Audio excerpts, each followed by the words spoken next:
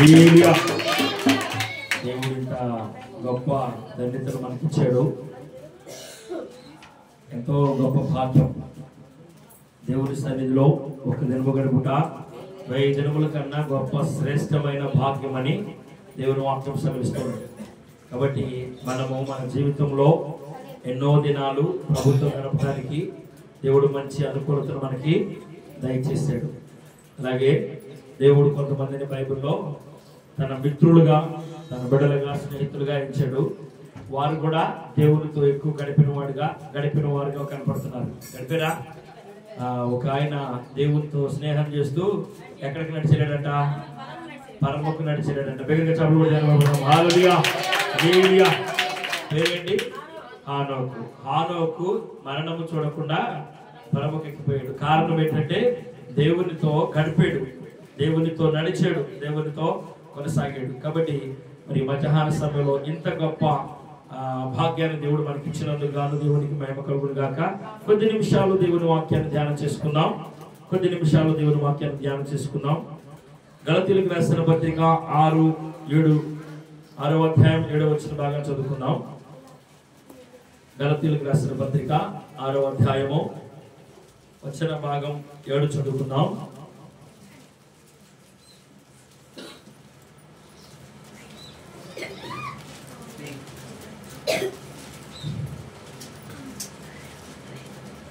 త్వరగా గలతీయులకు రాసిన పత్రిక అధ్యాయం 6 వచన భాగం 7 చదువుకుందాం. పిల్లలు మౌనంగా ఉండాలి.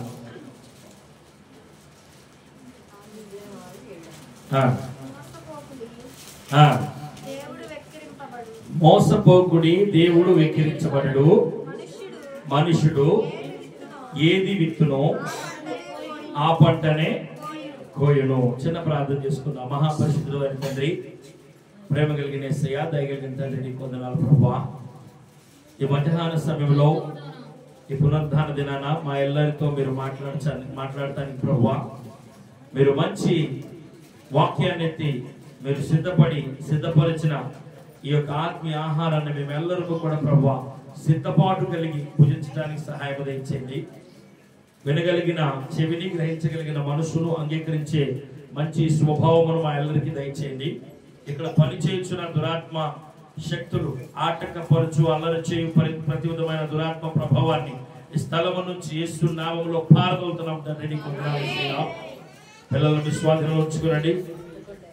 పెద్దలందరూ కూడా ప్రభువా ఇక్కడ చేరి ఉన్న ప్రతి ఒక్కరు కూడా నీ వాక్యం మీద దృష్టి పెట్టి నీ శ్రేష్టమైన వాక్కులు విని ఆశీర్వదించబడటానికి సహాయం దయచేయమని ప్రత్యేకంగా నిలబడి నీ రాష్ట్రం నిష్ప్రయోజకుడగా నేను బట్టి వాడాను ప్రభువా. నన్ను మరుగుపరచండి, నీ సెలువు చాటు నన్ను మరుగుపరిచి నేను కనపరుచుకున్నాను యేసయ్యా. నేను మాట్లాడితే ప్రజల జీవితాలు మారవు ప్రభువా. నేను మాట్లాడితే ప్రజల జీవితాల్లో అద్భుతాలు, ఆశ్చర్యకార్యాలు, మహత్కార్యాలు జరగవు ప్రభువా. వారి జీవితానికి ఏ రక్షణ ఆధారం కలగదు ప్రభువా. మాట్లాడువాడవు నీవు ప్రభువా. నన్ను మరుగుపరచండి, నా నోట నీ మాట ఉంచండి. మా అందరితో నువ్వు మాట్లాడమని అయినా ఈ మధ్యాహ్న సమయంలో నన్ను నీకు అప్పజెప్పుకొచ్చు, నీ నోటి పూరగా నన్ను వాడుకున్నామని ఈ సమయాన్ని మీ చేతులకు అప్పజెప్పుకొచ్చు. పరిశుద్ధాత్మడ మీరే అధ్యక్షత వహించమని యేసయ్యా అతి శ్రేష్టమైన నామములో స్తుతించి ప్రార్థించి ఈ సమయాన్ని మీకు అప్పజెప్పుకొచ్చున్నాము తండ్రి. ఆమేన్. హల్లెలూయా. హల్లెలూయా. ఒకసారి మరలా చదవబడిన వాక్య భాగాన్ని ధ్యానం చేసుకుందాం. గలతీయులకు రాసిన పత్రిక 6వ అధ్యాయం 7వ వచన భాగాన్ని, మోసపోకుడి, దేవుడు ఎక్కిరింపబడడు. మనుషుడు ఏది విత్తునో ఆ పంటనే కోయును. మనం కొంతకాలం క్రితం వరి విత్తనాలు ఇచ్చాం మన ప్రాంతంలో, అవునా? మీరు ఒరే కోసారా, ఇంకేమన్నా కోసారా? చెప్పండి. ఒరే కోసారా? మీ చేలో మీరు ఏది ఇస్తారు అదే పండిందా? మంచిది. దేవుని వాక్యం కూడా అదే చెప్తుంది. పట్టణ గురించి అనేక చోట్ల రాయబడిన సందర్భాల్లో బైబిల్ గ్రంథంలో మనిషిని సృష్టించి మనిషికి కావలసిన అన్ని కూడా దేవుడు సృష్టించి సృష్టించబడినవన్నీ మనిషి ఏ విధంగా ఏ సమయాల్లో ఏవేవి సిద్ధపాటు కలుగు చేసుకోవాలో అవి ఏవేవి ముందు జాగ్రత్త కలిగి ఉండాలో కూడా చెప్పాడు. కాబట్టి ఈయన ఏమంటాడంటే ఇక్కడ భక్తుడు చక్కని మాట కొలస్సీ సంఘంతో చెప్తూ ఆ కొలసి సంఘంతో మాట్లాడుతున్న చక్కని మాట ఏంటంటే, మోసపోకుడి దేవుడు ఎక్కించబడడు, మీరు ఏది ఇత్తుతారో ఆ పంటనే కోస్తారు అని అన్నాడు. ప్రపంచంలో ఏదైనా దేవుని చేత చేయబడిన ఒక గొప్ప కార్యం ఉందంటే అది కీడైనా మేలైనా ప్రపంచానికి తెలియాలి. అవునా? ప్రపంచానికి తెలియాల. ఆ ప్రపంచానికి తెలియటం కొరకే తన దూతల్ని దేవుడు ఏర్పాటు చేసుకున్నాడు. అందుకనే మరి బైబిల్ గ్రంథంలో సొదొమ గొమొర్రా పట్టణం తగలబడిన సంగతి బైబిల్ గ్రంథంలో రాయబడిందా లేదా? రాయబడిందా? చదివేరా? విన్నారా? ఎందుకు అలా రాయబడిందంటే ప్రపంచానికి సొదొమ గొమొర్రా పట్టణం తగలబడటానికి గల కారణం తెలియాలి. అది తెలియకపోతే ప్రజలు మరి మోసపోతారు. ప్రజలు ఏమవుతారంట? మోసపోతారు. ఒకసారి వాక్యంలోకి వెళ్ళే ముందు నేను ఒక మాట చదివిస్తాను. 2వ దినవృత్తాంతముల గ్రంథము 36 అధ్యాయం 36 15, 16 వచనాలు చదువుకుందాం. 2వ దినవృత్తాంతముల గ్రంథము 36వ అధ్యాయం 15, 16 వచనాలు చదువుకుందాం. వారి పితరుల దేవుడైన యెహోవా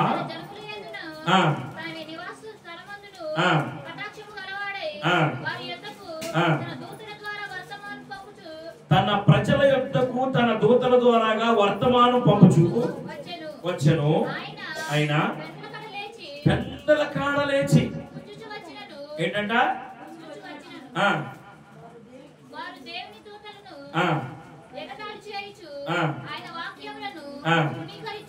తృణీకరించుచు ఆయన ప్రవక్తలను ఏంటంట? హింసించుచు, ఎక్కిరించుచు, వెగతాళి చేయుచు రాగా. చాలు చాలు చాలు. వారి మీద దేవుని కోపము, యెహోవా యొక్క కోపము బహురౌద్రముగా మండెను అని రాయబడింది. అర్థమవుతుందా మీకు? ఈ మాట ఏంటంటే ఇక్కడ తన ప్రజల ఎడల తనకున్న ఉద్దేశాన్ని, వారు పోయే మార్గం మంచిది కాదు అని చెప్పడానికి దేవుడు ఏం చేశారంటే పెందల కాడ తన దూతలను లేపి, బాగా పొద్దున్నే లేపేసి ఇంకా తెల్లవారికి ముందే లేపి తన ప్రజల యొద్దకి వర్తమానం పంపాడు. తన ప్రజల యొద్దకి వర్తమానం పంపాడు. వారంట వర్తమానం విన్నారా? ఎగతాళి చేశారు. వర్తమానం తీసుకొచ్చిన దూతలను ఎగతాళి చేశారు, నిర్లక్ష్య పెట్టారు, వారిని గాయపరిచారు, వారిని తృణీకరించారు.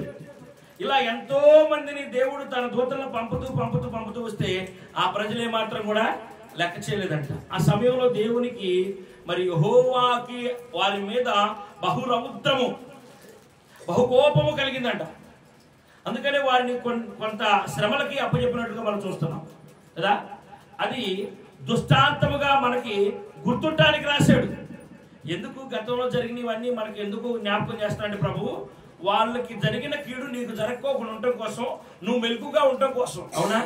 ఎక్కడైనా ఘాట్ రోడ్డులో ప్రయాణం చేసేటప్పుడు, కొండల్లోనూ అడవుల్లోనూ ప్రయాణం చేసేటప్పుడు కొంత బోర్డులు కనపడతా ఉంటాయి. ఇక్కడ చింతపురులు సంచరిస్తే గబి కిందికి ఫోటోలు గిట్టోలు తీవాకడానికి కనపడుతుంది. అవునా? అనుకో, ఇప్పుడు ప్రయాణం చేశారా? ఘాట్ రోడ్లో ప్రయాణం చేసేటప్పుడు ఇక్కడ మరి చింతపురులు తిరుగుతాయి అని, ఏ ప్రాంతంలో ఎలాంటి ఆపద పొంచి ఉందో అవన్నీ కూడా రాసిస్తారు. డేంజర్ అని రాస్తారు. సరే, అంత దూరం మనకు పోకపోయినా మనం తిరిగే ప్రయాణంలో, మనం తిరిగే ఆ రోడ్ల మీద మలుపుల దగ్గర డేంజర్ అని రాస్తారు కదా. కాబట్టి ఆ వర్తమానం తెలియకోకుండా ఇక్కడ స్పీడ్ బ్రేకర్ ఉంది, ఇది డేంజర్ అని తెలియకోకుండా, చదవకోకుండా అజ్ఞానంగా పోయడానికి, ఒక చదివినా అజ్ఞానంగా ఏమవుద్ది? దెబ్బతింటాడు కదా. అందుకని వారు దెబ్బ తినకూడదనే ఉద్దేశంతో దేవుడు ఏం చేస్తున్నాడంటే వారికి వర్తమానం పంపుతున్నాడు. అందుకని మోసపోకుడు దేవుడు వెక్కిరించబడు, మనుషుడు ఏది విత్తునో ఆ పంటనే కోయను అన్నాడు. మనుషుడు దేవుడిని వెక్కిరిస్తే దేవుడు ఎక్కిరించబడు, మనుషుడే ఎక్కిరించబడతాడని దేవుని వాక్యం సెలవిస్తా ఉంది. ఈ వర్తమానం ఎందుకు మనం ఈ మధ్యాహ్న సమయంలో ఈ రోజు కొత్త సంవత్సరంలో చెప్పుకోవాల్సిన అవసరం వచ్చిందంటే, దేశంలో కరోనా ప్రపంచం అంతా వ్యాపించింది. అవునా? కరోనాకి అక్కడక్కడ కొంతమంది మాత్రమే చనిపోయారు, కొంతమేరకు నష్టం కలిగింది. అది మాత్రం ప్రపంచానికి అందరికీ తెలుసు. కానీ ప్రపంచానికి ఇంకా కనుమరుగవుతున్న సంగతి ఏంటంటే దేవుడే ఒక పట్టణాన్ని దహించి వేస్తే ఏ విధంగా ఉంటుందో మనకి అమెరికాలో లాస్ ఏంజలస్ అనే ఒక ప్రాంతం, ఒక రాష్ట్రం, అది ధనిక దేశం అమెరికా అనేది. ప్రపంచ దేశాలన్నింటిలో కూడా అగ్రదేశం ఏదంటే అమెరికా. ఆ అమెరికాలో ఆ ప్రాంతంలో ఉండే వాళ్ళంతా ఎవరంట? సినీ యాక్టర్లు అంట. ప్రపంచంలో ఉండే ధనికులు, హాలీవుడ్ హీరోలు, హీరోయిన్లు, పెద్ద పెద్ద అగ్రనేతలు లాంటి వారు ఉంటారు. అలాంటి విశాలమైన, అలాంటి మరి ఎంతో భోగేచ్ఛలకు కారణమైన ఆ ప్రాంతం అంతా, ఆశీర్వదించబడిన ప్రాంతంగా ఉన్న ఆ ప్రాంతం అంతా కూడా ఒక 5వ తారీఖు ఒక మీటింగ్ ఏదో జరిగింది. వాళ్ళు ఏదో ఫంక్షన్ చేసుకున్నారు. ప్రతి సంవత్సరం జరిగేదో ఏదో జరిగింది. అందులో అంత జ్ఞానం కలిగిన వాళ్ళు, అంత డబ్బు కలిగిన వాళ్ళు, అంత అందచందాలు కలిగిన వాళ్ళు, ఒక ఆమె మైక్ తీసుకొని ఏం చెప్తుందంటే, ఇంత ఘనతకు కారణం దేవుడు కాదు అన్నారా? నేను ఇంత గణపరచబడ్డానికి కారణం, మనం ఇంత గణపరచబడ్డానికి కారణం, ఈ ప్రాంతం ఇంత గణపరచబడ్డానికి కారణం, ఈ ప్రాంతం ఇంత అభివృద్ధి చెందడానికి కారణం ఎవరు? దేవుడు కాదు, మనమే. మనం ఎక్కడుంటే అక్కడ అభివృద్ధి, మనం ఎక్కడుంటే అక్కడ సెలబ్రిటీలు, ఎక్కడుంటే అక్కడ జనం. అదే అట్లాగే తయారయ్యారు కదా, ఆటోగ్రఫీల కోసం, వాటి కోసం, వీటి కోసం. సెలబ్రిటీలు వస్తారంటే ముందు చీరలకి ఓపెనింగ్ చేయడానికి వస్తారంటే జనం వస్తారు కదా. అట్లాగా చెప్పుకున్నారు వాళ్ళు కూడా. చెప్పుకొని ఏ స్థాయికి దిగజారిపోయారంటే, వాళ్ళు దేవుడు జీరో. ఏంటంట? దేవుడు జీరో. ఈ ప్రాంతం ఇంత, లాస్ ఏంజలస్ అనేది ఇంత అభివృద్ధి చెందిన నగరంగా, లేదా ఇక్కడ ఉన్న వారందరూ ఇంత అభివృద్ధి చెంది ఇంత పేరు పొందుకోవడానికి, ఇంత ప్రఖ్యాత పొందుకోవడానికి కారణం దేవుడు కాదు, మేమే. మేమే. ఇలాంటి ఆ ద్వారంలోకి వెళ్ళిపోయి దేవుడు జీరో, హీరోలే దేవుళ్ళు అన్నట్టుగా ప్రసంగం చేసింది, మాట్లాడిన మా కట్టుబట్టలతో రోడ్డు మీద నిలబడింది. ఈరోజు వేల కోట్ల ఆస్తి తగలబడిపోయింది. ఆ ఒక్కటే కాదు, కొన్ని వందల ఎకరాలు తగలబడిపోయింది. ప్రపంచంలోనే ఆ ప్రాంతం బూడిదైపోయింది, బూడిదగా మిగిలిపోయింది. కారణం ఏంటంటే, సొదొమ గొమొర్రా పట్టణాన్ని కూడా దేవుడు సమూల నాశనం చేయడానికి అగ్ని కురిపించి ఆకాశాన్ని నుంచి ఆ పట్టణాన్ని తగలబెట్టడానికి కారణం ఏంటంటే, వారి పాపం కూడా ఏమైంది? దేవుని దృష్టికి బహు ఘోరంగా కనపడింది, ఘోరంగా. అందుకని బైబిల్ గ్రంథంలో సొదొమ గొమొర్రా పట్టణాన్ని తగలబెట్టాడని రాయబడింది దేవుని వాక్యం. అట్లాగే మరి ఆ ప్రాంతం కూడా తగలబట్టడానికి గల కారణం దేవుని ఉగ్రతే. ప్రతి వ్యక్తి కూడా దేవుని వాక్యంలో దశలోనికి రాసిన పత్రిక ఏం చెప్తుందంటే, ప్రతి విషయమందును దేవునికి కృతజ్ఞతాస్తుతులు చెల్లించుడు. ఎలాగూ చేయుట నీ విషయంలో దేవుని చిత్తమైనది అన్నాడు. కలిగింది ఏది ఆయన లేకుండా కలగబోన్నది ఏది కూడా ఆయన లేకుండా కలగదు. ఆయనే ఆధారం, ఆయనే ఈ సృష్టిని సృష్టించినోడు. కాబట్టి ఇంత గొప్ప సత్యాన్ని వాళ్ళు స్వల్పంగా తీసేసి, దేవుడు అనే వ్యక్తిని స్వల్పంగా తీసేసి, అసలు దేవుడు అనే ఒక శక్తిని వారు నిర్మూలంగా కరేపాకులో కూరలో కరేపాకు తీసేసారు.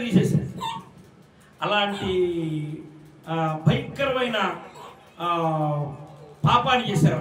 అందుకనే ఆ ప్రాంతం ఏమైపోయిందంటే సమూల నాశనం అయిపోయి తగలబడిపోయింది. నేడు ఇంకా ఆ ప్రాంతంలో జరిగిన నష్టం లెక్కించలేకపోతున్నారు. కొన్ని వేల లక్షల కోట్లు అంట, కొన్ని లక్షల కోట్లు. అందులో హాజరైన ప్రముఖులందరూ కూడా రోడ్డున పడ్డారు. ఈరోజు వాళ్ళ మీద నువ్వు నేనే బెటర్. ఎందుకంటే మనకి పడుకోవటానికి, ఉండటానికి, తినడానికి తిన్నాం. ప్రపంచవ్యాప్తంగా పేరు పొందిన హాలీవుడ్ హీరోలు, హాలీవుడ్ సెలబ్రిటీలు అందరూ కూడా ఈరోజు ఏమైనంటే రోడ్డున పడ్డారు. కారణం ఏంటంటే, దేవుణ్ణి నన్ను కనపరచు వారిని నేను కనపరుస్తాను, ఇంకా నన్ను తృణీకరించు వారిని నేను తృణీకరిస్తాను అన్నాడు. ఎందుకు ఈ మాట చెప్పబడింది? అమెరికా అనేది అగ్రగామి దేశం, అందులో క్రైస్తవులు ఉంటారనేది ప్రపంచం ఎరిగిన సత్యం. చెప్పాలి, అమెరికా అనే వాళ్ళు తెల్లోళ్ళు ఎక్కడికి వస్తున్నారు, ఏదో ఇస్తున్నారు, మత మార్పిడి చేస్తారని మన భారతదేశంలో కూడా అందరూ అన్నారు. అవునా? తెల్లోళ్ళు ఎక్కడ కనపడితే అక్కడ ఏదో వాళ్ళు ఈ దేశానికి వచ్చి మత మార్పిడి చేస్తున్నారు. వాళ్ళు క్రైస్తవ దేశం అనేది అది మన దేశం క్రైస్తవ దేశం కాదు అని మన దేశం కూడా ఏదో మూఢనమ్మకంగా చెప్పుకుంటా ఉంటుంది. ప్రపంచ దేశాలని నమ్మేది కూడా అదే. అయితే అంతగా అమెరికా దేశాన్ని ఆశీర్వదించి దేవుడు అభివృద్ధి పరిస్తే ఆ దేశంలో ఆ విధంగా దేవుణ్ణి తృణీకరించడం దేవుడు క్షమిస్తాడా? చెప్పాలి, క్షమిస్తాడా? క్షమించడు, ఏమాత్రం క్షమించడు. అందుకని సంసోను విషయంలో కూడా ఒక మాట రాయబడింది. సంసోను చివరిగా చేసిన ప్రార్థన ఏంటో తెలుసా? ఒకసారి చూడండి, సంసోను న్యాయాధిపతుల గ్రంథంలో ప్రార్థన చేశాడు. చూద్దాం. 16వ అధ్యాయం 28వ వచనం చూడండి. 16వ అధ్యాయం 28వ వచనం. న్యాయాధిపతులు 16:28. అప్పుడు సంసోను యెహోవా ప్రభువా దయచేసి, బాగా వినండి, ఈ పదాలు బాగా వినండి. యెహోవా ప్రభువా దయచేసి నన్ను జ్ఞాపకం చేసుకో. దేవా దయచేసి ఏంటంట, ఈ ఒక్కసారికి. వినండి వినండి వింటున్నారు, మీకు అర్థమవుతుందా ఈ పదము? ఈ ఒక్కసారిగా అతనికి దేవుడు అతను నిర్మించింది చెప్పాలి. ఈ ఒక్కసారికి దయచేసి నన్ను మన్నించి ఒక్కసారి నీ బలాన్ని నాకు, ఒక్కసారి నన్ను జ్ఞాపకం చేసుకో. దేవుడు ఈ ఒక్కసారి కాదురా నీకు నేను ఈ ఒక్కసారికే బలం ఇవ్వడానికి నేను ఏర్పాటు చేసుకోలేదురా.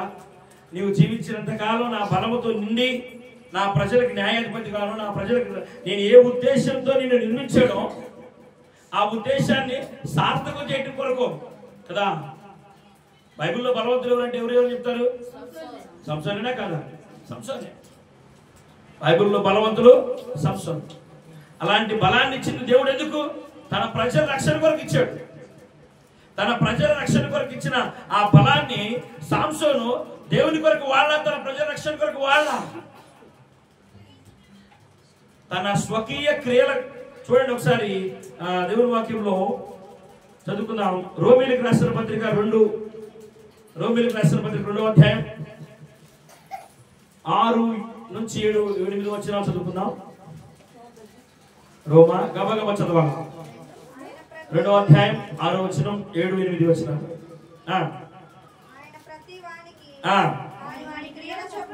ఆయన ప్రతి వానికి వాని క్రియల చొప్పున ప్రతిఫలం ఇచ్చును.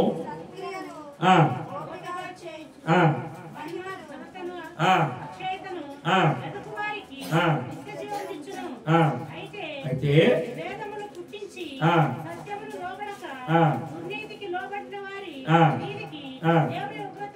దేవుని ఉగ్రతయు ఏంటంటే ఏమొచ్చునంట? దేవుని ఉగ్రతయు రౌద్రమును వచ్చును. దేవుడు వారికి నిత్యజీవం ఇవ్వటానికి దేవుని యొక్క ప్రత్యక్షతలో దేవుని గణపరిచి తన గణపరచబట్టడానికి సంసోనికి బలాన్ని ఇచ్చాడు. గమనించారా? సంసోనికి ఎందుకు బలార్జుడు అనే పేరు, ఎందుకు అంత బలాన్ని దేవుడు ఇచ్చాడంటే తన ప్రజల రక్షణార్థమై దేవుణ్ణి మహింపరచడానికి, అలాగే తన కూడా గణపరచబట్టడానికి, దేవుని దాసుడిగా దేవుని చేత నిర్మించబడిన ఒక ప్రత్యేకమైన నిర్మాణంగా తన గణపరచబట్టడానికి, తన దేవుని యొక్క చేతి పనిగా తను దేవుణ్ణి మహింపరుస్తూ బతకడానికి దేవుడు అతని బలాన్ని ఇచ్చాడు కదా. అలాగే వారికి అందచందాలు ఇచ్చినా, లేకపోతే ఆటగాళ్ళు పాటగాళ్ళు ఎలాంటి వారైనా కానీ ఆ లాస్ ఏంజలస్ లో ఆ యొక్క ఫంక్షన్ లో అటెండ్ అయిన వాళ్ళందరికీ కూడా ఆ ఘనతా ప్రభావాలు ఇచ్చింది దేవుడే. కానీ వాళ్ళు ఏం చేశారు? దేవుడిని తృణీకరించారు. వాళ్ళ జ్ఞానం అనుకుంటున్నారు. కాబట్టి ఒక పట్టణమైన, ఒక దేశమైన, ఒక ప్రాంతమైన, ఒక గ్రామమైన, ఒక కుటుంబమైన, ఒక వ్యక్తి అయినా వారి జీవితాల్లో దేవుణ్ణి మహింపరచకపోతే దేవుని ఉగ్రత వారి మీదకి వచ్చు. ఆయన నినివే పట్టణాన్ని వర్తమానం పంపాడు. నినివే పట్టణం పాపం కూడా ఆయన దృష్టి ఘోరంగానే ఉందా లేదా? ఏ పట్టణం లాగా అనిపించింది నినివే పట్టణం యొక్క పాపం? సొదొమ గొమొర్రా పట్టణం లాగా అనిపించింది. సొదొమ గొమొర్రా పట్టణం లాగానే నినివే పట్టణాన్ని కూడా కాల్చివేస్తారన్నాడు. కానీ నినివే పట్టణస్తులు ఎప్పుడైతే ఆ స్వరం విన్నారో వెంటనే గోనె పట్టలు కట్టుకొని దేవునికి లోబడి అన్నారా, గోనె పట్ట కట్టుకొని దేవునికి లోబడి ఉపవాసం ప్రార్థన చేశారు. దేవుడు నినివే పట్టణాన్ని కాల్చివేశాడా? కాల్చలేదు. సొదొమ గొమొర్రా పట్టణాన్ని కాల్చివేయడానికి గల కారణం ఏంటంటే వారు దేవునికి లోబడలా.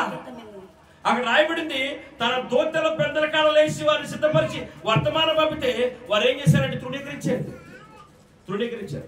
పలుమార్లు సంసోను కూడా దేవుడు ఎంతో ప్రత్యక్షత కలుగు చేసి, నాయన నిన్ను ఇందుకు కాదు నేను నియమించింది, నిన్ను నిర్మించిన యొక్క ఉద్దేశం వేరు, నీ నిర్మాణం వేరు, సహజ మనుషుల్లాగా నేను వాళ్ళకి ఇచ్చిన బలాన్ని నేను ఇలా నీకు ప్రత్యేకమైన బలాన్ని ఇచ్చా, ప్రత్యేకమైన శక్తిని ఇచ్చా, ప్రత్యేకమైన జ్ఞానాన్ని ఇచ్చా. ఎందుకు ఇచ్చానంటే నా ప్రజల యొక్క క్షేమం కొరకు ఇచ్చాను. నన్ను గణపరచడానికి నువ్వు నా చేతి పనిగా ఉండాలని ఇలాంటి ఒక ప్రత్యేకమైన గుర్తింపు నీకు ఇచ్చా. దీన్ని తీసుకెళ్ళి నువ్వు నీ ఇష్టానికి నువ్వు వాడుకుంటే కుదరదని చెప్పాడు. అందుకనే దేవుడు ఏమన్నాడంటే మన మూలవాక్యంలో మోసపోకుడి దేవుడు వెక్కిరించబడడు. మోసపోకుడి దేవుడు వెక్కిరించబడడు. మనుషుడు ఏది విత్తునో ఆ పంటనే పోయింది. 16వ అధ్యాయం 38వ వచనంలో ఏమని ప్రార్థన చేస్తున్నాడు? అయ్యా దయచేసి, సాంసన్ ఏమని ప్రార్థన చేస్తాడు? అయ్యా దయచేసి ఈ ఒక్కసారికి నన్ను బలపరచు. నీవు ఏ ఉద్దేశంతో నన్ను నిర్మించావో, ఏ ఉద్దేశంతో నన్ను ఈ భూమి మీదకి పంపించావో, నా పట్ల నీకు ఏ పని చేయాలని నువ్వు నిర్ణయించావో ఆ పని నేను ఇప్పుడు చేస్తాను. లోకంలో సామెత ఉంది, చేతులు కాలినాక మసిగుడ్డలు పట్టుకుంటారంట.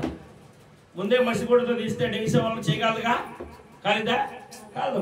కాబట్టి కొంతమంది జీవితం ఏమైపోయిందంటే అంతా అయిపోయినాక వెనక్కి తిరిగి చూసుకుంటే ఏముండదు. అందుకని దేవుడు చెప్తున్న మాట ఏంటంటే నీ జీవితం దేవుడిని మహిమపరచాలి, నీ జీవితం దేవుడిని కనపరచాలి. ప్రతి విషయమందు నువ్వు దేవునికి కృతజ్ఞతాస్తుతులు చెల్లించుట, ఇలాగూ చేయుట నీ విషయంలో దేవుని సిద్ధమైనది, నీ కుటుంబంలో దేవుని చిత్తమైనది, నీ వ్యక్తిగత జీవితంలో దేవుని చిత్తమైనది. అందుకు నిన్ను దేవుడు నియమించుకున్నాడు, అందుకు నిన్ను దేవుడు ప్రత్యేకపరిచాడు. అందుకు దేవుడు నిన్ను ఈరోజు సజీవురాలుగా ఆయన ప్రత్యక్షతలో, ఆయన సంఖ్యలో, ఆయన సమాజంలో నిన్నుంచాడు. అది కదా ప్రత్యేకమైన దేవుడి గుర్తింపు పొందిన వ్యక్తి జీవించవలసిన విధానం ఏంటంటే ప్రతి విషయమందును కృతజ్ఞతాస్తుతులు చెల్లించేవారు ఉండాలి. ఈ లాస్ ఏంజలస్ లో జరిగిన ఆ యొక్క పెద్ద మహాసభ లేకపోతే మీటింగ్ మరొకటి ఏదైనా అందులో దేవుడికి వారు ఇచ్చిన విలువ ఏంటంటే జీరో. దీన్ని బట్టి ఈ మధ్యాహ్న సమయంలో వారిని మనకు గుణపాఠంగా తీసుకొని మనం వాళ్ళని చూసి ఏమి నేర్చుకోవాలి? మనకు కలిగింది ఏది కూడా ఆయన లేకుండా కలగలేదు. మనం జీరోగా ఉన్న నన్ను హీరోగా చేశాడని చెప్పాలి. అది నీ జీవిత సాక్ష్యం. నీ జీవిత సాక్ష్యం ఏంటంటే అది 6 దినాలు పని చేసుకోవడానికి, లేకపోతే ఉద్యోగం చేసుకోవడానికి, చదువుకోవడానికి, ఈ రోజు నేను సంపూర్ణమైన ఆరోగ్యం కలిగి ఉండడానికి గల కారణం ఎవరు చెప్పండి? దేవుడే. కలిగింది ఏది, నీకు కలిగింది ఏది, నీ ఉన్న స్థితి ఏది కూడా ఆయన లేకోకుండా నీవు కలిగలేదు. ఆయన ద్వారాగానే నీకు కలిగింది. కాబట్టి ఆయన ద్వారాగా నీకు కలిగింది కాబట్టి ప్రతి విషయం అందరూ కూడా నీవు కృతజ్ఞతాస్తుతులు చెల్లించవలసిన వారమై ఉన్నాం. అందుకు దేవుడు ప్రత్యేకంగా నిన్ను ఏర్పాటు చేసుకున్నాడు. ఇక్కడ మనం జ్ఞాపకం చేసుకోవాలి. ఈ వాక్యాన్ని బట్టి మనం నేర్చుకోవాల్సిన పాఠం ఎంతో ఉంది. అదేంటంటే దేవుడు సాంసోన్ని ఎందుకు ఏర్పాటు చేసుకున్నాడు, అలాగే దేవుడు నిన్ను నీ కుటుంబంలో ఎందుకు ఏర్పాటు చేసుకున్నాడు? ఓ ప్రణాళిక కలిగి ఏర్పాటు చేసుకుంటాడు, అంతేనా? ఆయనకి ఏం పని పాటు లేకుండా నీకోసం రక్తం ఖర్చడా? చెప్పాలి. నేను ఒక కథ చాలా కాలం కింద తిన్నా. ఇద్దరు భార్య భర్తలు ఎప్పుడు తిట్టుకుంటా ఉంటారంట. సరే భర్త ఊరికి వెళ్ళినట్టు కొన్ని రోజుల దాకా ఆయన రావటం కుదరలా. ఈయనకి నిద్ర పడుతున్నా. పొద్దున్నే పక్కింటి వాళ్ళు లేచి చూస్తాలకి ఇంటి మీద నుంచి ఏదో పడుతున్నాయి అంట. ఏంది వడగళ్ళు లేవు, వడగళ్ళు లాంటి ఏదో పడుతున్నాయి అంట. ఊరు బాబు ఏదో కొండకి మీద పడినట్టు కొన్ని ఏందా అని అందరు చూస్తున్నారంట. పైకి గులకరాళ్ళు ఏర్కొచ్చుకొని పైకి ఇసిరి అట్లా వంగుతుందంట. ఆ రాయి పడేటప్పటికి ఈపి పెడుతుందంట. అర్థమవుతుందా? ఎందుకు? దెబ్బలకు అలవాటు అయిన ఉంది కదా. ఏంటంట? దెబ్బలకు అలవాటు అయింది కదా, కొడతానికి ఆ లాయన్ లేడు కదా, ఎవరు చేత కొట్టించుకోవడం ఎందుకు అని రాళ్ళు తీసుకుని ఇంటి మీదకి ఇసిరి అవి కింద పడేటప్పటికి సూర్య కిందకి వెళ్ళి వంగుతుందంట. అంటే ఎందుకు ఈ మాట చెప్తున్నామంటే మనము దాసోహం, ఎవరికి దాసోహం? లోకానికో పాపానికో లేకపోతే అపవాదికో దాసోహం అయిన కాలం వేరు. ఆయన రక్తాన్ని కాల్చి నిన్ను పవిత్రపరిచి నిన్ను శుద్ధిరాలుగా చేసి నిన్ను ప్రత్యేకపరిచాడు. బైబిల్ గ్రంథంలో 2 గొర్రెల కాపరుల గురించి రాయబడింది. ప్రత్యేకంగా 2 గొర్రెల కాపరులు, వారిద్దరి గురించి నీతిమంతులు అని రాయబడింది. తెలుసా మీకు? 2 గొర్రెల కాపరులు ఉన్నారు, వారిద్దరి గురించి నీతిమంతులు అని రాయబడింది. చెప్తారా? ఆదికాండం 4:2 చూడండి. ఆదికాండం 4వ అధ్యాయం 2వ వచనం చూడండి. ఆయన నీతిమంతుడే, ఆయన మొట్టమొదటి గొర్రెల కాపరి. తర్వాత ఆమె తన తమ్ముడకు హేబేలును కనెను. హేబేలు ఏం పని చేస్తున్నాడు? గొర్రెల కాపరి. చాలు చాలు చాలు చాలు. హేబేలు ఏ కాపరి? గొర్రెల కాపరి. ఎందుకయ్యా గొర్రెల కాపరులు ఇంతమంది ఉన్నారు కదా, మా ఊర్లో కూడా ఉన్నారు కదా, మా చుట్టాల్లో కూడా ఉన్నారు కదా అంటారా? ఈ ఇద్దరు గొర్రెల కాపరుల యొక్క ప్రత్యేకత వేరు. బైబిల్ గ్రంథంలో రాయబడిన ఇద్దరు గొర్రెల కాపరులో ఇద్దరు నీతిమంతులను రాయబడితే ఆ ఇద్దరులో మొదటి వాడు హేబేలు. హేబేలేనా? ఎవరికి కలిగిన సంతానం? అవ్వ ఆదాములకు కలిగిన సంతానం. ఎవరికి తమ్ముడు? కయ్యోనుకు తమ్ముడు. ఈ హేబేలు రక్తం మొరపెడుతుంది, అయ్యా నాకు న్యాయం తీర్చవా అని. చెప్పలు కూడా తెలియబడతాం. హల్లెలూయా హల్లెలూయా. ఆ రక్తం మొరపెడుతుంది, ఆ నీతిమంతుని రక్తం మొరపెడుతుంది, దేవునికి వినబడుతుంది. ఆ నీతిమంతుని రక్తం మొరపెడుతుంది, దేవునికి వినబడుతుంది. దేవుడు దాని గురించిన నిర్ణయాన్ని వెల్లడి చేశాడు.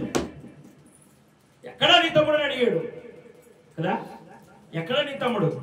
ఆ నీతిమంతుని రక్తం నీ కొరకు అతని కొరకు మొరపెడుతుంది. అయితే రెండో గొర్రెల కాపరి ఎవరు తెలుసా? చెప్పండి. యేసయ్య. చప్పుడు కూడా తెలియబడతాం. హల్లెలూయా. నా యేసయ్య, మన యేసయ్య. 10వ అధ్యాయం యోహాను సువార్త 10వ అధ్యాయం 11వ వచనం భాగం చూడండి. 10-11 చూడండి. 10-11. నేను గొర్రెలకు మంచి కాపరిని, మంచి కాపరి గొర్రెల కొరకు తన ప్రాణం పెట్టను. చాలు చాలు, ఈ ఒక్క చాలు. నేను పెద్ద ప్రసంగికునేం కాదు, 4 ముక్కలు చాలు. ఆ 4 ముక్కలు, ఈ 4 ముక్కలు నలుగురు గురించి చెప్తే చాలు. గంటల గంటలు ప్రసంగం చేసి చదువుకున్న దిగలేదు. మీకు అర్థమవుతుందా? మీకు అర్థం కావాలని చెప్తున్నా. ఇద్దరు గొర్రెల కాపరులు ఉన్నారు. ఈ ప్రసంగం యొక్క ప్రత్యేకత ఏంటంటే, నిన్ను నిర్మించినా, నేను ఏర్పాటు చేసుకున్నా, నిన్ను దేవుడు ఏర్పాటు చేసుకుని నీ కుటుంబంలో, నీ యొక్క అన్నదమ్ముల్లో, అక్కచెల్లెల్లో, నీ బంధువుల్లో, నీ బంధుమిత్రుల్లో, నీ గ్రామంలో నిన్ను ప్రత్యేకపరిచాడంటే సాంసోనికి లేక నీ పట్ల ఒక ఉద్దేశం కలిగి ఉన్నాడు. అవునా? నీ పట్ల ఒక ఉద్దేశం కలిగి ఉన్నాడు. నీవు దేవుణ్ణి మహిమపరచడం కొరకు, దేవుణ్ణి గణపరచడం కొరకు ఆయన చేతి పనిగా, ఆయన పనిముట్టుగానే ఉండాలా. ఆయన ఎదుట నువ్వు అర్హమైన పాత్రగా ఉండాలా. అందుకోసం నేను ఏర్పాటు చేసుకున్నాడు. ఇదే నేను చెప్పదలిసింది, ఇది ఒకటే చెప్పదలిసా. అయితే చేతి పనిగా నీవు ఉండాలి అంటే ఎవరిని సాదృశ్యంగా, ఎవరిని నువ్వు మార్గదర్శిగా ఎంచుకోవాలి. హేబేలు నీతిమంతుడు, హేబేలు గొర్రెల కాపరి. ఆయన రక్తం మొరపెడుతుంది, ఆయన రక్తం మొరపెడుతుంది. నీ కోసం కూడా ఒక రక్తం మొరపెడుతుంది, నీ గొర్రెల కాపరి. ఆయన పేరు యేసయ్య కదా, ఆయన పేరు యేసయ్య. ఆయన ఏమని మొరపెడతాడు తెలుసా? నీ కోసం, నా కోసం, అర్హత లేని మన కోసం ఆయన ఈ లోకానికి దిగి వచ్చి కూడా అంటున్నాడు, 3 మేకులు బిక్కోలేకపోయాడు. ఏంటట? 3 మేకులు బిక్కోలేకపోయాడు, 3 మేకులు బిక్కోలేకపోయాడు. ఇట్లాంటి మాట్లాడితే వాడి మూలాన దేశం అంతా కీడు వచ్చేటట్టు ఉంది. అర్థమవుతుందా? వాడు ఎవడో ఒక సబ్ పెట్టి, మీటింగ్ పెట్టి, బాలీవుడ్ హీరోలు, హీరోయిన్లు అందరూ పెట్టి అమెరికాలో, లాస్ ఏంజల్స్ లో అవమానపరిచారు కదా దేవుణ్ణి, జీరో అని. అంటే ఒకటి 0-0-0-0 అని కాల్ చేస్తాడు. వాడి మూలాన ఎప్పుడు మన మీదకి ఏ కీడు వచ్చిందో అర్థం కావట్లా. వాడు ఒక పనికి మాలినోడు. వాడు చెప్పేది నేను 3 మేకులు బిక్కోలేకపోయాడు. 3 మేకులు బిక్కుంటే నీకు నాకు నరకం తప్పదురా ఎదవా, అంతే కదా? 3 మేకులు బిక్కుంటే నీకు నాకు నరకం తప్పదు. ఆయన ఎందుకు బిక్కోలేదంటే, నీకు నాకు నరకాన్ని కాదు ఇవ్వాల్సింది, మోక్షాన్ని ఇవ్వాలని.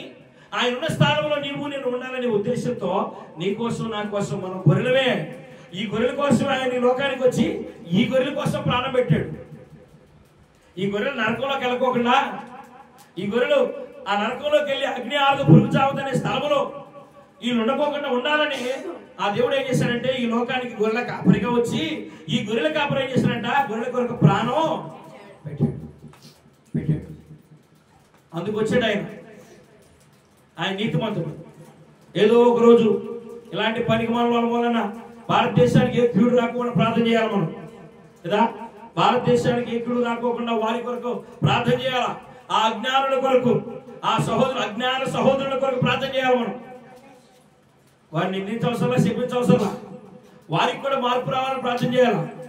ఏమో రానున్న టైంలో సౌలు పౌలుగా మారినట్టు వాడు కూడా మారి సంఘానికి అవమానకరంగా గొర్రెలు అన్నవాడే గొర్రెగా మారి ఏదో ఒక రోజు మరి భారతదేశంలో సువార్త ప్రకటించే ఏదో ఒక మూలం కనపడతాడేమో, వాడి కొరకు ప్రార్థన చేయండి. అలాంటి వారి కొరకు ప్రార్థన చేయండి. అలాంటి సహోదరుల కొరకు ప్రార్థన చేయండి. ఏదేమైనా మనము నేర్చుకోవలసిన సత్యం ఏంటంటే, నీవున్న స్థితిని కలిగించిన యేసయ్య ఆయన ద్వారాగా నీకు కలిగిన స్థితిని బట్టి నువ్వు ప్రతి దిశ దేవునికి కృతజ్ఞతలు చెల్లించేవారిపై ఉండాలా.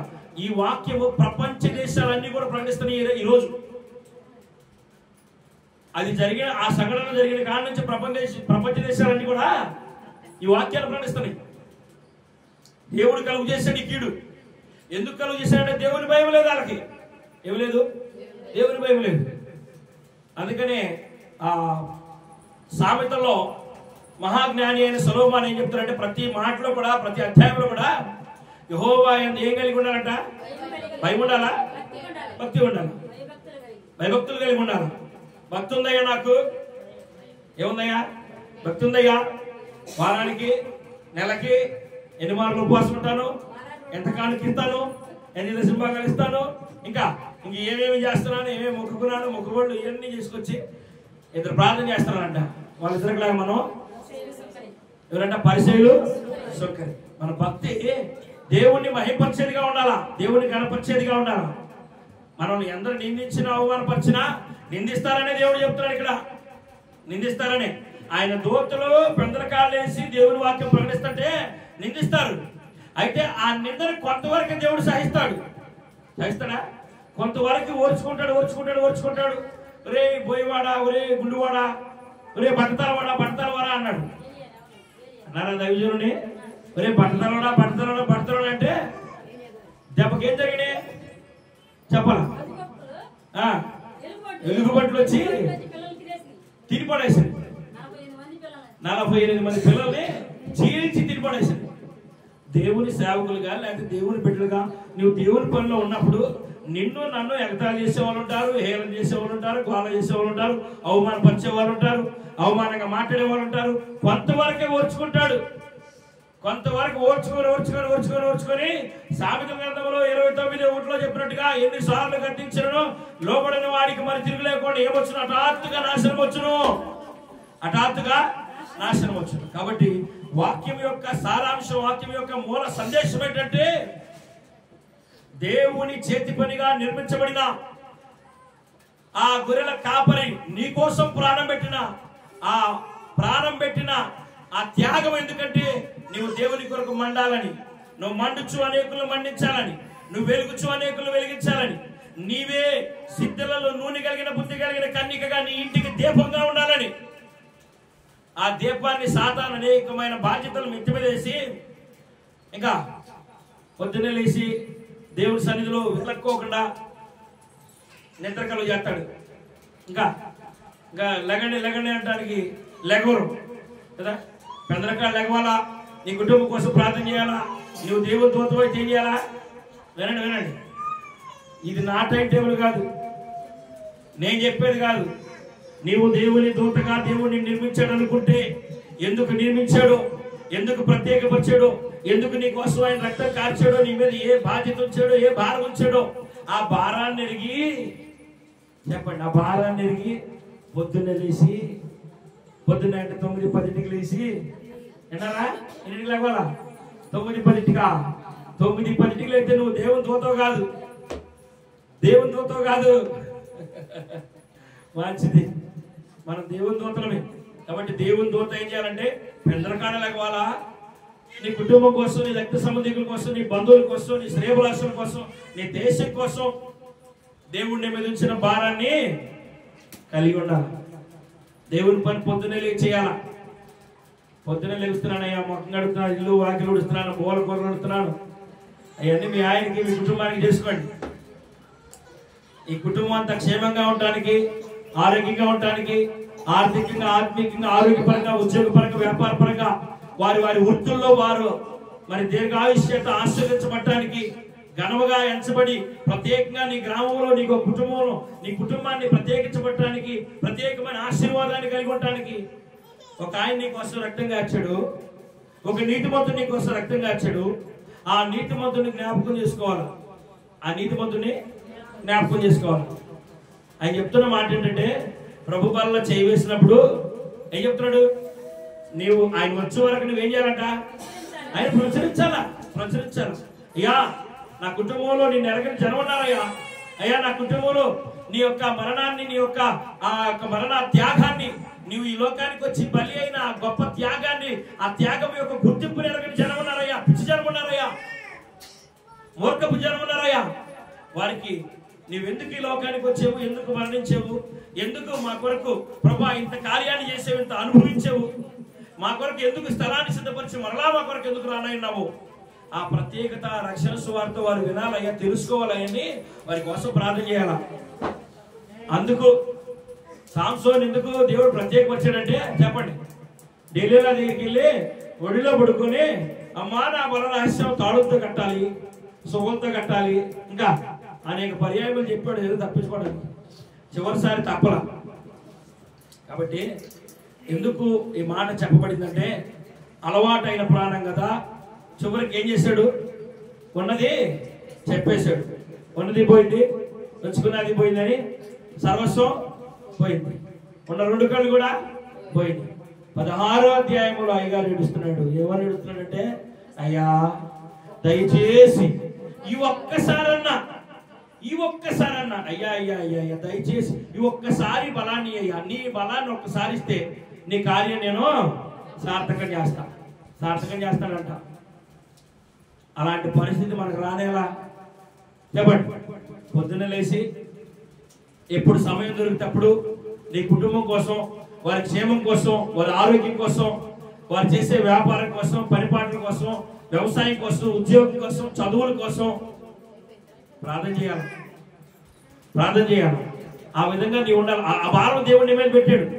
నీ కుటుంబానికి నీవు రక్షణగా ఉండాలని, నీ కుటుంబానికి రక్షణ అందించే వ్యక్తిగా ఉండాలని, నీ కుటుంబ రక్షణ కొరకు నువ్వు మొరపెట్టే వ్యక్తిగా ఉండాలని అందుకు దేవుడు నిన్ను ఏర్పాటు చేసుకున్నాడు. లాస్ ఏంజలస్ అనేది క్రిస్టియన్ దేశం, క్రైస్తవులు ఉండే దేశం. క్రైస్తవ దేశంగా ప్రపంచ దేశాలు నమ్ముతున్నాయి. వారిలో క్రైస్తవులు ఉన్నారో లేదో తెలియదు, కానీ అది మాత్రం క్రైస్తవ దేశంగా గుర్తింపు పొందింది. అలాంటి దేశంలో దేవునికి ఏమాత్రం కూడా చోటు లేదు. 0 ఒక పాయింట్ కూడా లేదు. ఒక గది కూడా లేకపోతే నీ ఇంట్లో దేవునికి, నీ ఇల్లంతా నిండిపోతే దేవునికి చోట్లేదు. అయ్యా నీకు చోట్లేదుగా, నేను పిలిచినప్పుడు వద్దులే పో అన్నావు అనుకో. ఏంటంట? నువ్వు పిలిచినప్పుడు వద్దులే పో అన్నావు అనుకో, ఎలాంటి క్షేమం మనకి కలగదు. విపత్తు వచ్చినప్పుడు మనం ఆ విపత్తు నుంచి తప్పించుకోవడానికి అవకాశం లేదు. అందుకని దేవుడు నీకు ముందుగా హెచ్చరికగా తన దూతల ద్వారా చెప్పుచున్న మాట ఏంటంటే, నిన్ను ఏర్పాటు చేసుకున్నాడు నీ కుటుంబానికి నీవు దూతగా ఉండాలని. ఏంటంట? నిన్ను ఏర్పాటు చేసుకున్నాడు నీ కుటుంబానికి నీవు దూతగా ఉండాలని, నీ అన్నదమ్ములకు దూతగా ఉండాలని, నీ అక్క చెల్లెలకు దూతగా ఉండాలని. నీవు దూతగా మారి వాళ్ళకి సువార్త అందిస్తుంటే వాళ్ళేమో అమృతం లేక స్వీకరిస్తారా? తృణీకరించారు. యేసు ప్రభు వారిని కొనాలతో కొట్టారు, సిలువ వేశారు, ఉమ్ము వేశారు, నానా రమసలు చేశారు, హింసించారు. ఈ లోకంలో పొందవలసిన అవమానాలన్నీ ఆయన పొందాడు. నీతిమంతుడు. ఆయన అంత పెద్ద నీతిమంతుడే అన్ని అవమానాలు పొందగా మన కోసం, ఎన్నికలేని మన కోసం, నీ రక్త సంబంధికుల బంధుమిత్రుల కోసం చిన్న చిన్న అవమానాలు ఎదుర్కొని వారి కోసం ప్రయాసపడలేమా? చెప్పండి, ప్రయాసపడితేనే నీ కుటుంబం ఒక ప్రత్యేకమైన గుర్తింపును పొందింది. దావీదు ప్రార్థన చేశాడు. ఏమని చెప్పాలి? మీకు తెలుసు అందరికి? నీ సన్నిధిలో నా కుటుంబం నిత్యం ఉండాలా.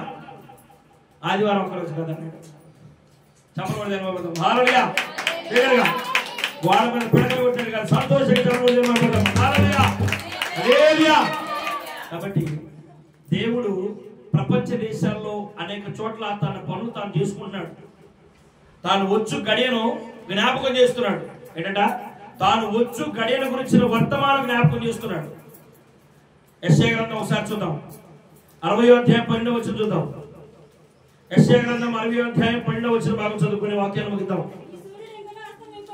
నీ సూర్యుడు ఇంకను అస్తమించడు, నీ చంద్రుడు క్షీణించడు.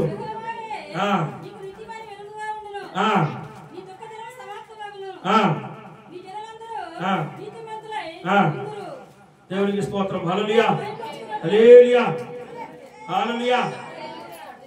ఎంత చక్కని వార్తం. అర్థమైందా? ఎవరికైనా అర్థం కాలేదా? మరి తెలియమంటారా? చూడండి, దేవుడు ఈ మధ్యాహ్న సమయంలో మీకు చెబుతున్న వర్తమానం ఏంటంటే, రాబో దినాల్లో ఎలాంటి విపత్తుకరమైన పరిస్థితులు మన దేశాన్ని, మన ప్రాంతాన్ని చుట్టుకుంటున్నా, నీవు నీ కుటుంబానికి రక్షణగా ఉండడం కోసం, నీ ప్రార్థన దేవుడు ఆలకించి వారి క్షేమాభివృద్ధిని కలుగు చేయడం కోసం నేను ఏర్పాటు చేసుకున్నాడు. అందుకని సాంసోనుతో చెప్పిన మాట ఏంటంటే, నువ్వు ప్రత్యేకించబడిన వాడివయ్యా, నీ మీద ఈ భారం పెట్టాను, నువ్వు దీని కొరకు నువ్వు బ్రతకాలి అని చెప్పాడు. కానీ సాంసోను తన స్వకీయ ఆలోచన వలన, స్వకీయ దురాశల వలన దేవుని యొక్క చిత్తాన్ని నెరవేర్చక తన చిత్తాన్ని నెరవేర్చుకోవడం ప్రారంభం చేసి తాను కూడా అవమానకరంగా మారిపోయాడు. ఈ మధ్యాహ్న సమయంలో మనం జ్ఞాపకం చేసుకున్నాం. ప్రజెంట్ జరుగుతున్న అమెరికాలో జరిగిన ఆ యొక్క భయంకరమైన బూడిదిగా మారిపోయిన ఆ ప్రాంతాన్ని కూడా జ్ఞాపకం చేసి మరీ చెప్తున్నాడు, నీవు ఆయన మొరాన్ని విని, ఆయన స్వరాన్ని విని, ఆయన ఎదుట అర్హమైన పాత్రగా ఉంటే నీ కుటుంబం దీవించబడుద్ది, నీవు దీవించబడతావు. నూతనమైన కార్యాలు నేను చేయాలంటే నూతనంగా ఉండాలంట. విన్నారా? ఇదిగో పాతవి గతించను, సమస్తము నూతనమని. క్రొత్తవాయను. ఎలీషా తన జీవితంలో చేసిన ఒక అద్భుతం ఏంటంటే, ఎరికోలో ఉన్న నీటి బుగ్గ ఎలాంటిదంటే నిస్సారమైన నీరుని ఉత్పత్తి చేస్తున్నాడు. సారము లేని నీరు. ఆ ప్రాంతం అంతా మంచి భూమే, కానీ ఆ నీళ్లు ఎక్కడ ప్రవహిస్తే అక్కడ ఏమైపోతుంది, మొక్కలు మొలవటంలా నీరు ఉప్పుగా ఉన్నాయి, సారవంతం ఆ భూమి కూడా నిస్సారం అయిపోతా ఉంది. అందుకని ఎలీషా దగ్గరికి వచ్చాయా, ఈ భూమి ఎరుకో పట్టణం అంతా చాలా విశాలమైంది, మంచి భూమి, సారవంతమైన భూమి, కానీ దీనికి నీరు లేదు, నీరు ఒక చోట నుంచే వస్తుంది. అయితే ఆ నీరు వచ్చు ప్రాంతం ఏమైందంట, ఆ బుగ్గ, నీటి బుగ్గ నిస్సారం అయిపోయింది. నువ్వు ఏదైనా చేయగలిగితే ఈ పట్టణము, ఈ ప్రాంతం అంతా దీవించబడాలి అంటే, విన్నారా, ఈ పట్టణం అంతా దీవించబడాలి అంటే ఈ నీటి బుగ్గను బాగు చేయమని అడిగాడు. ఆయన ఏమడిగాడంటే, ఒక క్రొత్త గిన్నె తీసుకురామని అడిగాడు. విన్నారా? ఇది బాగా నేర్చుకోండి. క్రొత్త గిన్నె తీసుకురామని కొత్త గిన్నె తీసుకొచ్చారు. అందులో ఉప్పు వేసి తీసుకురండి, ఉప్పు వేసి తీసుకురాని అన్నాడు. నీళ్ళు అసలు ఉప్పుగా ఉండేగా మళ్ళీ ఉప్పు వేస్తానంటాడు. ఈయన మీకు అర్థమవుతుందా? నీళ్ళు అసలే ఉప్పుగా ఉండే, సవగా ఉండే, మళ్ళీ ఉప్పు వేస్తానన్నాడు. ఇంకా కషాలు చేస్తాడా ఏంటి? కషం చేస్తాడేంటి? అసలే మేము కొత్త సంవత్సరంలో ఉంటే ఈయనేంద్ర బాబు, ఈయన లాస్ ఏంజలస్ అంటాడు, ఇంకా సాంసన్ అంటాడు, ఈ బాల్ చేస్తాడు ఏంటంటారా? వినండి, సంతోషకరమైన శుభవర్తమానం దేవుడు మీ దగ్గర తీసుకొచ్చాడు. మీకోసమే ఆ నీతిమంతుడు మరణించాడు, మన కోసమే ఆ నీతిమంతుడు మరణించాడు, మన కోసమే నీతిమంతుడు తిరిగి లేచాడు, మన కోసమే స్థలాన్ని సిద్ధపరుస్తున్నాడు. ఆ రాజ్యంలో నీవు నేను ఉండాలంటే ఈ వర్తమానం కలిగి ఉండాలి. ఈ వర్తమానం యొక్క ప్రత్యేకతను మనం ఎరిగి ఉండాలి, తెలుసుకొని ఉండాలి, ఈ సమయాన్ని తెలుసుకొని ఉండాలి. ఆయన వచ్చే సమయాన్ని గురించిన ఆ యొక్క వర్తమానం తెలుసుకొని సిద్ధపడి రెడీగా ఉండాలి. అందుకని కొత్త గిన్నె తీసుకుని ఉప్పు వేసి తీసుకొస్తే ఆయన ఆ నీటి బుగ్గలో పోసి, ఈ రోజు నుంచి ఇదేమైపోవాలన్నాడు, ఆశీర్వాదకరంగా మారాల, మధురంగా మారాల. మారిందా? మారలేదా? నేటికి ఈనాటికి కూడా ఎలీషా బుగ్గ అని అక్కడ పేరు. ఈ జరిగిన ఆ సంఘటన ఆ స్థలంలో ఇప్పటికీ ఆ ప్రాంతానికి అక్కడి నుంచే నీళ్ళు వెళ్తున్నాయి. ఈ రోజు కూడా ఆ పట్టణం అంతా కూడా అదే నీరు ప్రవహిస్తుంది. ఆ బుగ్గకి అక్కడ రాయబడిన మాట ఏంటంటే, మారాలని మధురంగా మార్చాడు ఎలీషా బుగ్గ అని పేరు.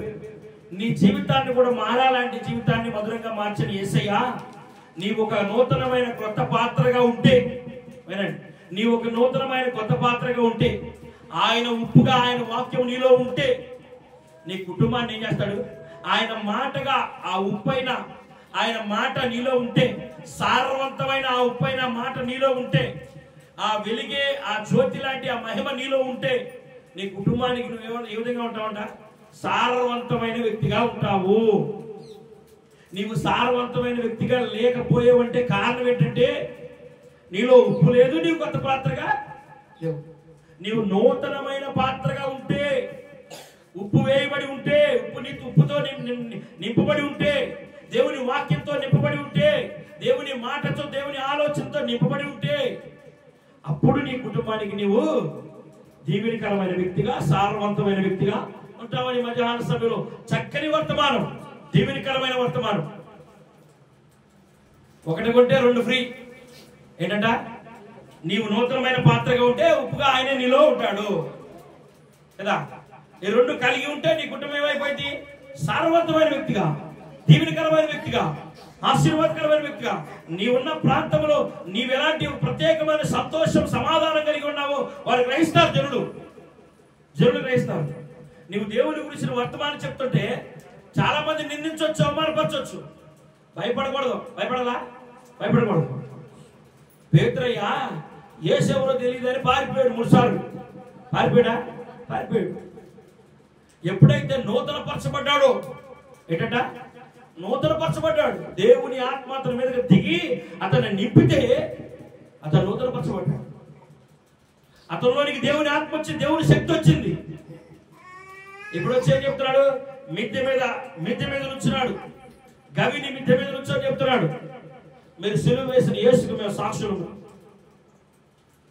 ఏమైనా కిరీటం పెట్టారా? యేసయ్యని ఏమన్నా మామూలుగా సిలువ వేసి నేనేం చేస్తాం అన్నారు? తల కిందులకు సిలువ వేస్తాం అన్నారు. తగ్గడా? తగ్గడా? ఏదో నన్ను మాట అంటారు, లేకపోతే తిడతారో, అవమానపరుస్తారో మీరు కూడా తగ్గొద్దు. పేతురు పెట్టడం మనం కాదా? చెప్పండి. నేనైతే ఇద్దలేను పేతురు పెట్టినే. నీవు కూడా అలా ఉండాలా? నీవు కూడా అలా ఉంటే సారవంతమైన వ్యక్తిగా ఉంటావు. పేతురు తన కిందలుగా సిలువేయబడినప్పటికీ జ్యోతిలా మండాడు. ప్రధ్వనిలే జ్యోతిలాగా మండాడు. దేవుని కోసం ఎంత చేయాలో అంతకంత చేశాడు. అది దేవుని మహిమ. అందుకు దేవుడు ఏర్పాటు చేసుకున్నాడు నిన్ను కూడా. పేతురు, పౌలు, శీలలు వీళ్ళందరూ కూడా దేవుని కోసం మండారు. నిన్ను కూడా వారికి లాగా నీవు మండటం కోసం, నీ కుటుంబం కోసం నువ్వు మండాలని, నీ కుటుంబాన్ని నువ్వు కట్టుకోవాలని దేవుడు ఒక ప్రత్యేకమైన వర్తమానంతో, మాసపోకుని దేవుడు ఎక్కిరించబడు. మనుషుడు ఏది విత్తాడో దాన్నే వస్తాడు. నూతనమైన పాత్రగా మనం ఉంటే, అర్హమైన పాత్రగా మనం ఉంటే, కన్నీటి ప్రార్థన కలిగి మనం ఉంటే, ఆయన మాట, ఆయన ఉప్పైన సారవంతమైన వ్యక్తి, ఆ మహామహుని, ఆ గొప్ప మహోన్నతుని యొక్క అభిషేకం మనం పొందుకొని ఉంటే, నీ కుటుంబానికి, నా కుటుంబానికి, నీవు నేను ఏ విధంగా ఉంటామంట? చెప్పండి. సారవంతమైన వ్యక్తిగా ఉంటాం. భర్త బయటికి వెళ్తున్నాడు, ప్రార్థన చేయి. ప్రభు, నా భర్త ఎక్కడికి వెళ్ళినా మంచిగా ఆరోగ్యంగా ఉండాలి, చేసే ప్రతి పనిలో ఆశీర్వదించబడాలి. నీ భర్త స్నేహితులు కూడా వచ్చి నీ దగ్గరికి వచ్చి ప్రార్థన చేయమన్నారు. ఒరే బాబు, మీ ఆవిడ గురించి మాకు చెప్పరా బాబు, మా గురించి చెప్పరా, ప్రార్థన చేయమని. గుర్తింపు రావాలా. గుర్తింపు వస్తేనే ఆశీర్వాదం. నువ్వు దేవుని పని చేస్తున్నావని నీ చుట్టుపక్కల వారికి గుర్తింపు రావాలా. నీ ప్రార్థన కోసం నలుగురు నడవాలా. నడిచిన నలుగురు కూడా కృతజ్ఞత కలిగి ఉండరు. ఉంటారా? 70 మంది వచ్చారు, 12 మంది మిగిలేదు. 12 మందిలో కూడా ఒకడు జారిపోయాడు, ఇంకోటి వచ్చాడు. అర్థమవుతుంది మీకు? మీరు ఎవరి కోసం ప్రార్థన చేశారో, దేవుడు మీ ప్రార్థన ఎవరికి క్షేమాభివృద్ధిని కలుగు చేశాడో వారందరూ కృతజ్ఞత కలిగి ఉండరు. ఏమైనా ఆలోచనలు పెట్టుకోకూడదు.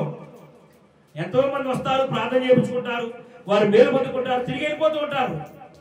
నిలబడిన వాళ్ళు దేవుని రాజ్యానికి చేరతారు. ఏదేమైనా నీకు అప్పచెప్పిన పని నువ్వు చేయాలి కదా. అర్థమవుతుందా? నీకు అప్పచెప్పిన పని నువ్వు చేయాలి.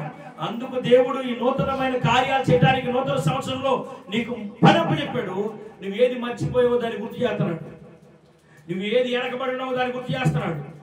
సాంసోన్ని ఏర్పాటు చేసుకున్న విధానం వేరు, పేతురుని ఏర్పాటు చేసుకున్న విధానం వేరు, వారు నడిచిన విధానం వేరు. పేతురు అయితే నేను నడవమన్నాకెళ్ళి నడిచాడు. పేతురు కూడా చాలా సార్లు అబద్ధాలు ఆడాడు.